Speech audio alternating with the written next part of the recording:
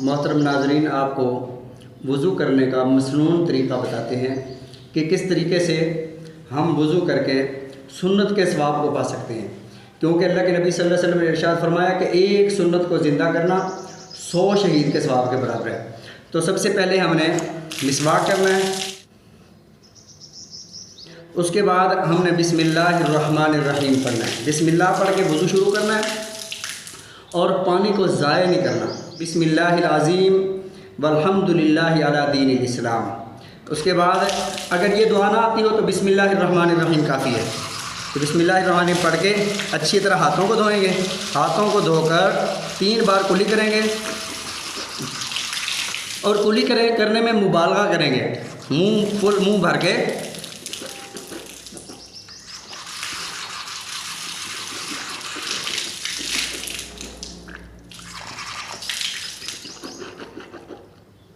अगर रोज़ेदार हैं फिर मुबालगा ना करें ताकि पानी अंदर ना चला जाए। फिर उसके बाद 3 बार नाक में पानी डालेंगे, दाएं हाथ से पानी डालेंगे, बाएं हाथ से नाक को साफ़ करेंगे। तो फिर 1 बार पानी डालेंगे दाएं हाथ से, बाएं हाथ से नाक को साफ़ करेंगे। फिर उसके बाद 3 दफ़ा आप ये चेहरे को धो लेंगे।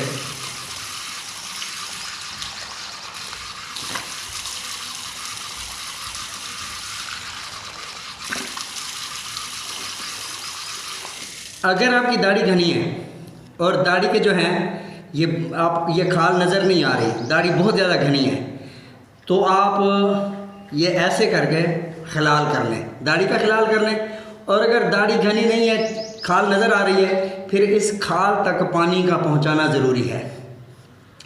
फिर उसके बाद ये चेहरा धोना हो गया। चेहरा धोने के बाद आपने बाजू धोने हैं।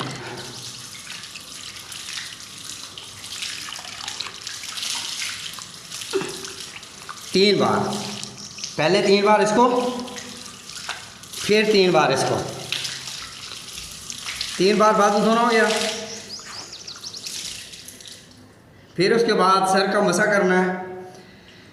सर का मसा कैसे करना है? नया पानी लेना है और ऐसे कर लेना है। ये यहाँ पर उंगली रखनी है, मसा ऐसे फेरना है, हाथ फेरते जाना है, यहाँ तक ले आना है। फिर उसके बाद ऐसे कर लेना है।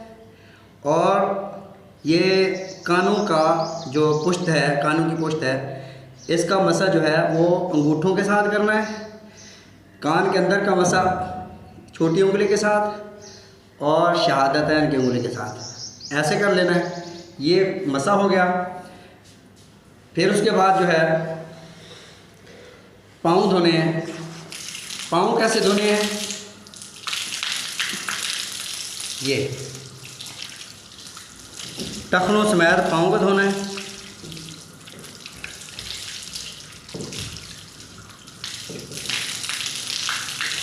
ये 3 बार पाँव धोना हो गया।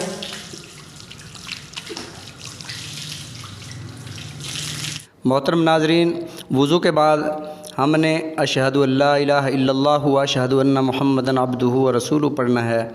और आप हमारे साथ जुड़े रहें। इंशाअल्लाह अज़ीज़ हम आपको आइंदा दीनी मसाइल के बारे में, नमाज के बारे में, नमाज के तर्जमे के बारे में कि हम अल्लाह से क्या मांगते हैं और अल्लाह हमसे क्या चाहते हैं आगाह करते रहेंगे। फ़िलहाल इजाज़त दीजिए। अस्सलामु अलैकुम व रहमतुल्लाहि व बरकातुहू।